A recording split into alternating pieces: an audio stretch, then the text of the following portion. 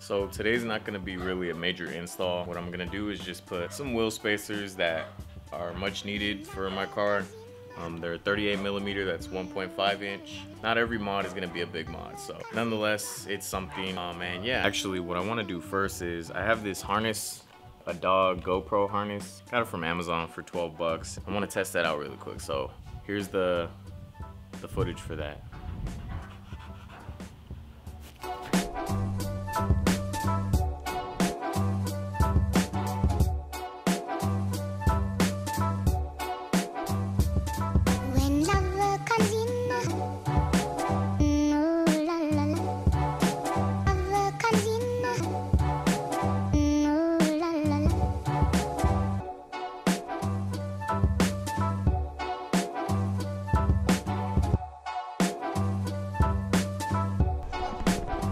So I have the fender roller seated properly. Right now it's stage 1. I'm gonna do a little bit of rolling lightly.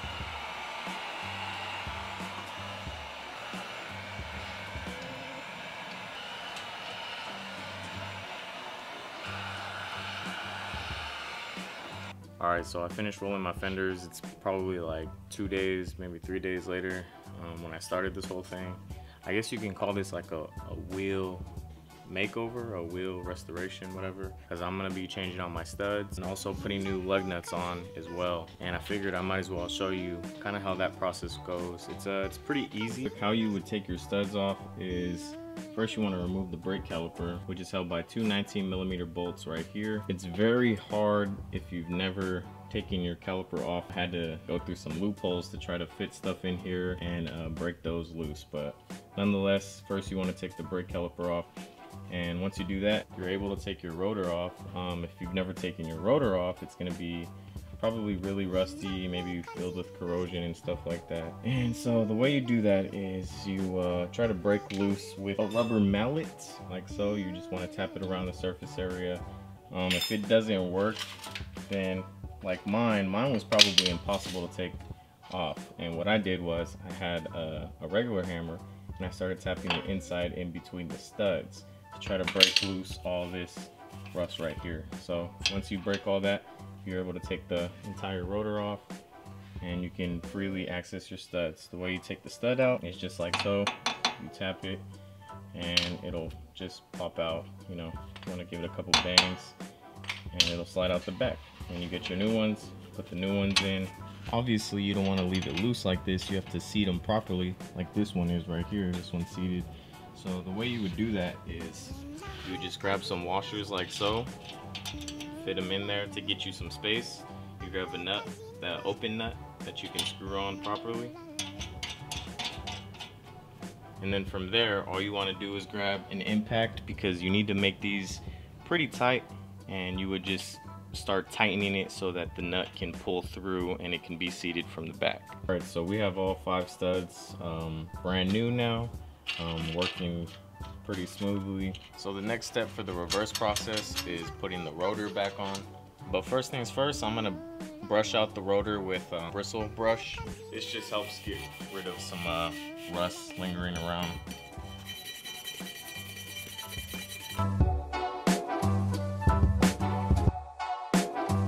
So next what I'm gonna do is grab a microfiber cloth and some WD-40, and I'm gonna spray the WD-40 onto the microfiber cloth. I don't have brake cleaner, so I'm just gonna use this just to make it, you know, a little bit more appealing and to get some of the rust off, because, you know, rust isn't really a good thing.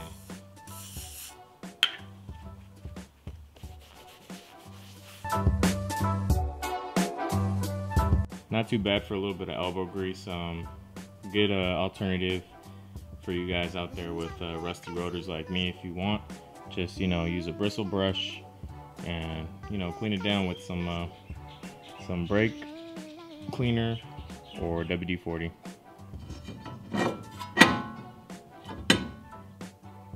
So just like that, everything's seated properly and back to normal. I have the 38 millimeter spacer on, so now you just have to put the wheel back on and good to go. Still got to do all the other wheels. So now I'm on the other side of the car.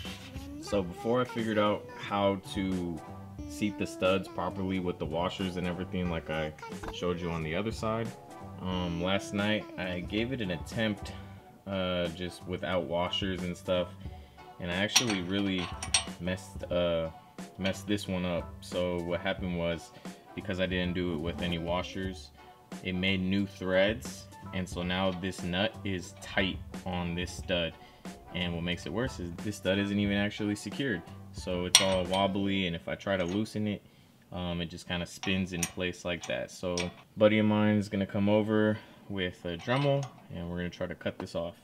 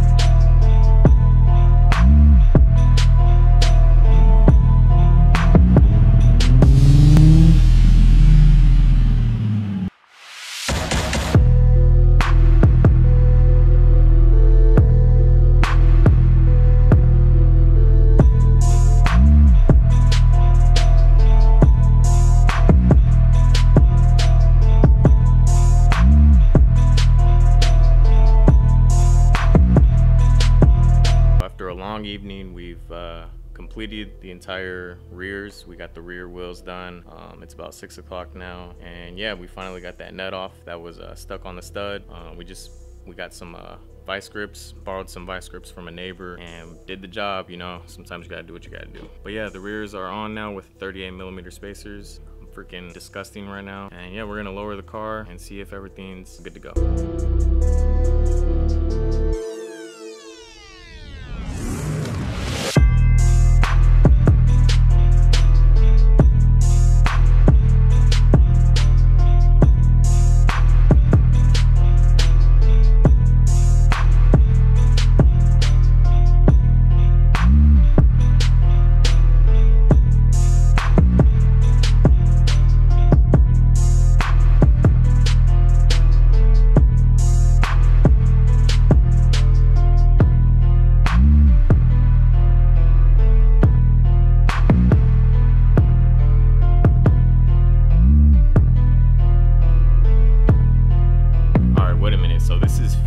Me talking to past me in my own video. You see me trying to kick the bar and stuff to loosen the nut. You don't got to do all that. I figured something out, and I'm pretty sure a lot of you guys are like, well, why didn't you just do this? You know, an easier way to loosen up those two 22mm brake caliper bolts is just turn the wheel. So if we want that to be more exposed, we would just have to turn it left so that we can get a better view from behind it. So that's what we're about to do. We're just gonna turn it left like so. So that way none of the bars are blocking us. That way, so now you have these two bolts exposed to you at an angle to the point where you can get your impact and you can easily fit it like so.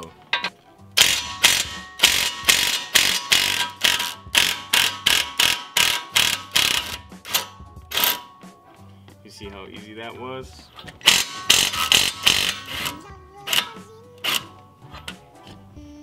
Bam.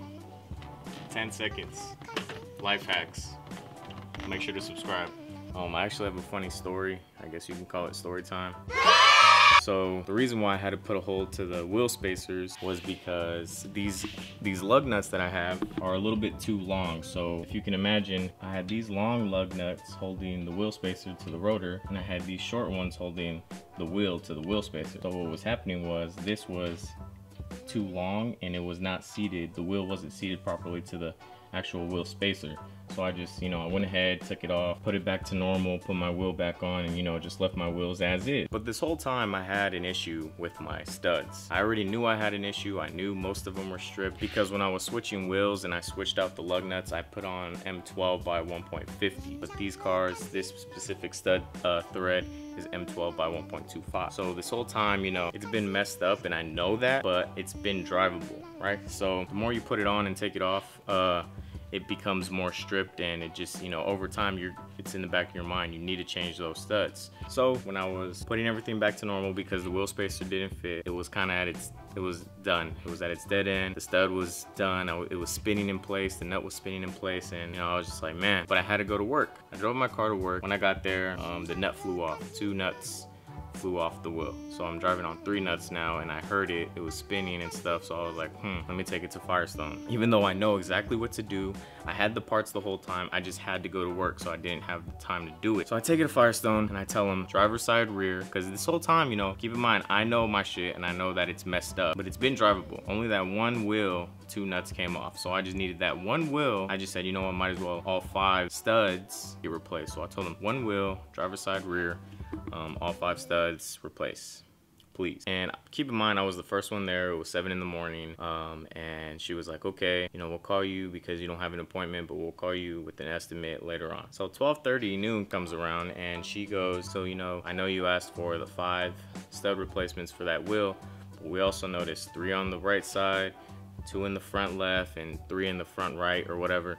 You know, I know, obviously, but you didn't have to loosen them up to check that they were messed up and re-tighten them, because remember what I said, if you keep taking it off and putting it on and back and forth, you're gonna make the matters worse. It's drivable, but you're gonna make it worse, you know? So what they did was they made matters worse. I specifically told them, driver's side rear, I need 5 studs replaced. That's it. Don't touch nothing else. You know, that's the thing about these auto shops. They like to, you know, find out all these other problems even if you know about it, just to make more money, right? So she, you know, she tells me all these studs need to be replaced. And then she goes, yeah, your total's gonna be after tax 870 something, you know.